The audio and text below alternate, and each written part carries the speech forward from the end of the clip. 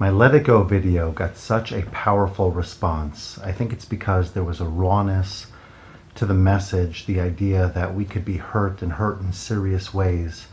And it's really up to us to decide how we want to move forward. Many of us hold on to things and we just have a hard time relinquishing the pain because we feel that if we let it go, somehow that's going to vindicate the other side. And we need to remember that letting it go is primarily for us, because if we let it go, then we can start to heal and we can start to move forward.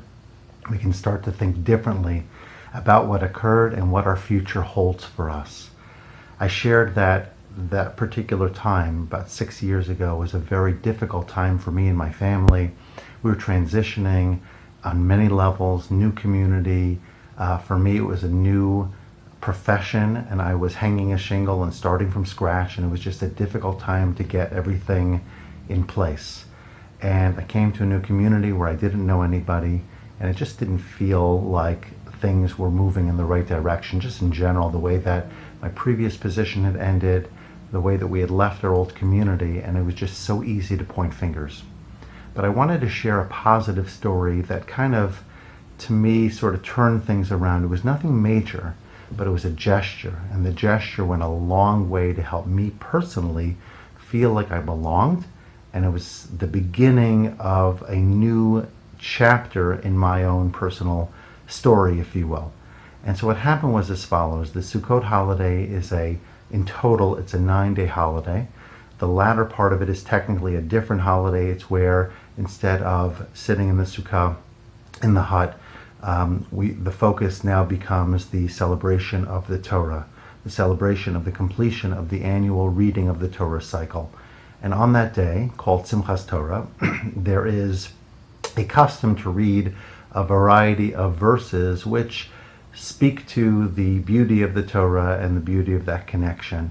And oftentimes it is an honor that is sold to somebody for charity, and then that money goes to whatever cause it is. And the person who buys it has the ability to distribute verses to different people within the congregation.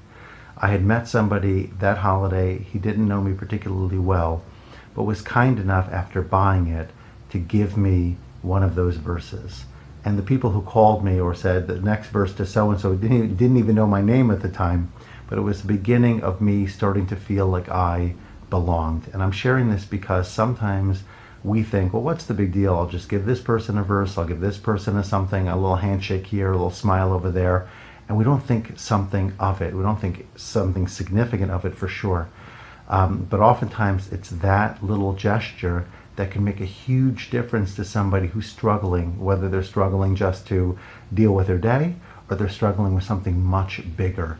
Small acts of kindness, small acts of consideration, of care, can go a really, really long way. I try to remind myself of that all the time, and because we're coming up on the anniversary, if you will, of that incident, I wanted to sort of wrap around back to the let it go piece, because when we can let things go on our own end, we have more to give to other people. And when we give to others, even again, if it's something as simple as a hello, a good morning, a how you doing, a, here, let me give you something, whatever that something is, whether it's tangible or not, then we are really giving that other person a gift, and ultimately we're giving ourselves a gift and we don't even realize. Because when you are good to others, it energizes you, it empowers you, it clears your mind, it creates positivity. There's so many positive side benefits for you, let alone for the other person. So as we come on to the new holiday, and at the same time as we just think about how we can continue to do good and be good to others, think about the small gestures you could do when you're getting on the bus or the train this morning, or interacting with a coworker, or meeting up with somebody in your community, in your synagogue, in your church, wherever you connect with people, in your house, with your own family. What could you bring to the conversation that's going to lift the spirits of somebody else? Especially because we never know somebody's situation, and we could be doing a huge favor for them without even knowing it. This guy who did it for me had no idea of the impact, but when I shared it with him afterwards, we both got emotional because we both realized the impact of the behavior. So that's my thought to you. That's my recommendation. That's certainly my prayer for myself, that we should continue to do good and be good, share that goodness with others, and hopefully we'll not only have a happy holiday, but we'll have a happy day, year, life, because we're living a life of giving, a life of letting go, and a life of prosperity.